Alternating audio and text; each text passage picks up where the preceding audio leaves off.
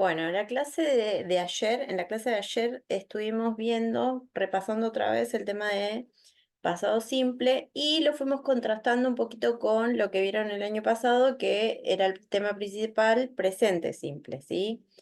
Entonces fuimos comparando, por ejemplo, vamos a poner por este lado, present simple, que recordemos que eran para acciones habituales, habitual actions. Por ejemplo, si yo digo, me levanto todos los días temprano, hoy está soleado, a ella no le gusta el chocolate, ella no va al gimnasio, ¿sí? Con entonces este nuevo tiempo verbal que es el past simple, ¿sí? El pasado simple, como dijimos, acciones o eventos finalizados, ¿sí? Finished events. Bien, entonces vamos a ir contrastando estos dos tiempos verbales, ¿sí? Bueno, la primera de las cosas, o sea, el primero de los verbos que nosotros vimos, ¿sí? Es el verbo to be, ¿sí? Entonces, vamos a empezar haciendo un contraste entre el verbo to be, ¿sí? Y sus formas. Entonces, por ejemplo, para habitual actions, para acciones habituales, yo decía, por ejemplo, it is sunny today, ¿sí? Ahí usaba el verbo to be. It is sunny today. Hoy está soleado. A contraste, ¿sí? A comparación con, por ejemplo, estaba nublado ayer, voy a decir, it was cloudy yesterday, ¿sí? Recordemos también que en este caso, cuando yo uso el verbo to be, el verbo to be es el que tiene significado propio, ¿sí?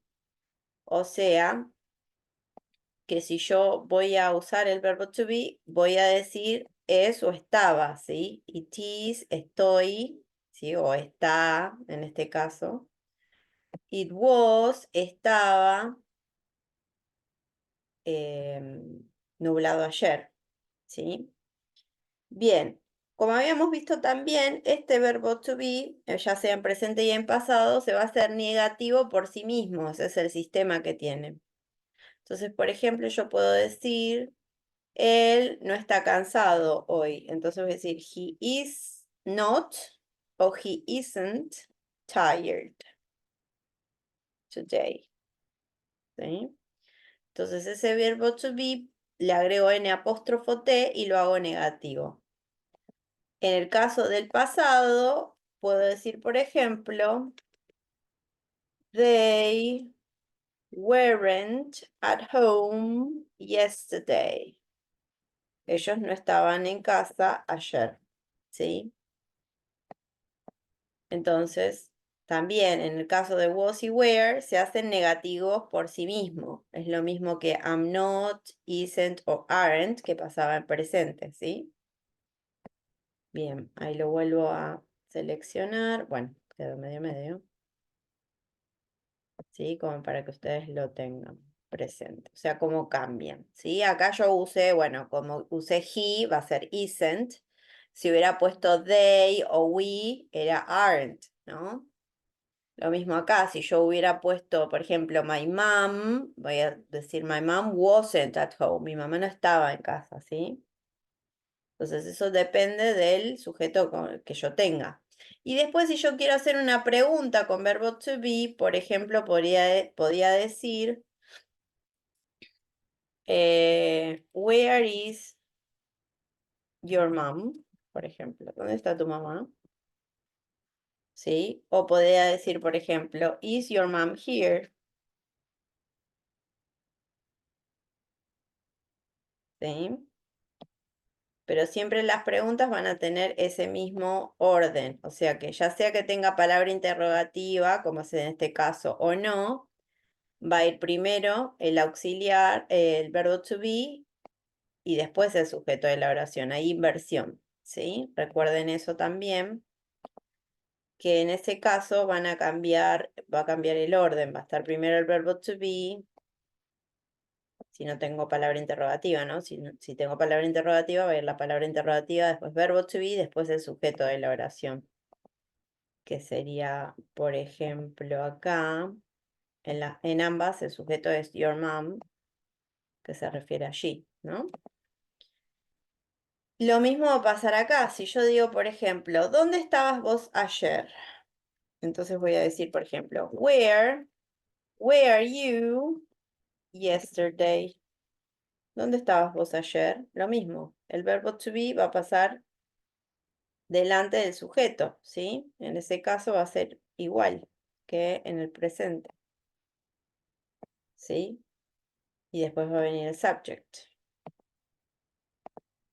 Where were you yesterday? ¿Sí? Were you at home? Puedo decir, ¿estabas en casa?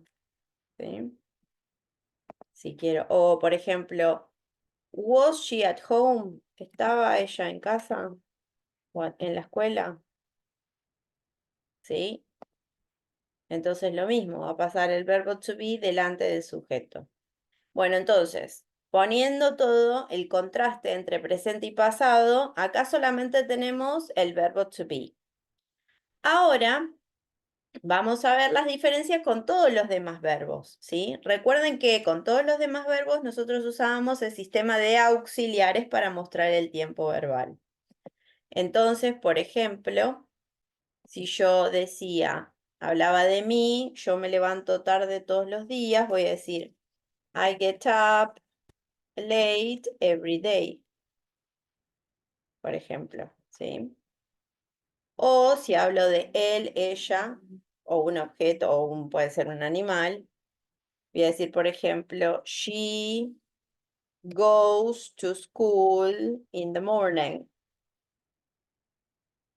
¿Sí? Ella va a la escuela a la mañana, todas las mañanas. Entonces, o el verbo quedaba, ¿sí? En oraciones afirmativas, o el verbo quedaba igual, o, como es en el caso de get up, o se le agregaba ese cuando era he o she. Recordemos que tenía que ver con el auxiliar, el sujeto que yo tenía, ¿sí? Bien, ahora, ¿qué va a pasar con estos dos en pasado simple? Bueno, ahí ya no vamos a tener, ahí no importa con qué sujeto empiece. Lo importante es saber si el verbo es regular o si es irregular, ¿sí? Entonces, por ejemplo, bueno, en este caso yo justo tengo dos verbos irregulares. Yo puedo decir, por ejemplo, I got up late yesterday. Me levanté tarde ayer. Donde get, si lo busco en la lista, va a estar, pasa a segunda columna, got. Y lo mismo va a pasar con el tema de she goes. Voy a decir she went, ¿sí? To school, no sé, last week, para cambiarle el adverbio. Que también, si busco el verbo go, lo voy a encontrar y va a pasar a went, ¿sí? Entonces, bueno, justo acá son dos verbos eh, irregulares, ¿sí? Pero si es un verbo regular, por ejemplo, si dice they travel to school every day, voy a decir, por ejemplo, they traveled, y ahí le agrego ed, they traveled to school every day, ¿sí? No, perdón, last week o whatever, last Friday, por ejemplo. O tiene que ser el adverbio que me muestre, ¿no? O sea, la expresión de tiempo me muestra el tiempo verbal. Si dice last del viernes pasado. Entonces, en este caso, al ser verbo regular, le agrego ed, ¿sí? Troubled. Ahora, ¿qué pasa? Esto es en el caso de las afirmativas. ¿Qué pasaba en el caso de las negativas? Nosotros en las negativas en presente usamos dos auxiliares para mostrar el tiempo verbal. Y eran do or don't. Y después does or doesn't, dependiendo si era oración negativa o si era pregunta. ¿Sí? Ahora vamos a ver todas esas. Entonces, por ejemplo, yo podía decir, My parents don't drive. Ellos no manejan, ¿sí? Cuando hablo de ellos, el auxiliar en negativo va a ser don't. Y, por ejemplo, si yo quiero decir que ellos no manejaron hasta el trabajo ayer, porque hicieron online, trabajaron online, voy a decir, they didn't drive to work yesterday. ¿Sí? Entonces, acá yo lo que estoy marcando es que no lo hacen habitualmente. Uy, ahí salí. Que no lo hacen habitualmente. ¿Sí? En este caso. Y acá es que no lo hicieron ayer. ¿Sí? Entonces, al cambiar, fíjense que al cambiar solamente ese auxiliar, voy a marcar dos tiempos verbales diferentes. Lo mismo si yo digo, por ejemplo, he doesn't study for his exams.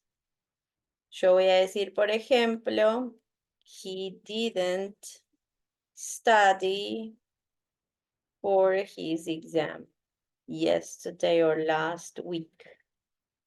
Y ahí ya marco el tiempo verbal. Entonces ahí lo único que cambia, dijimos, es el auxiliar que marca que él no lo hace, él nunca estudia para sus exámenes.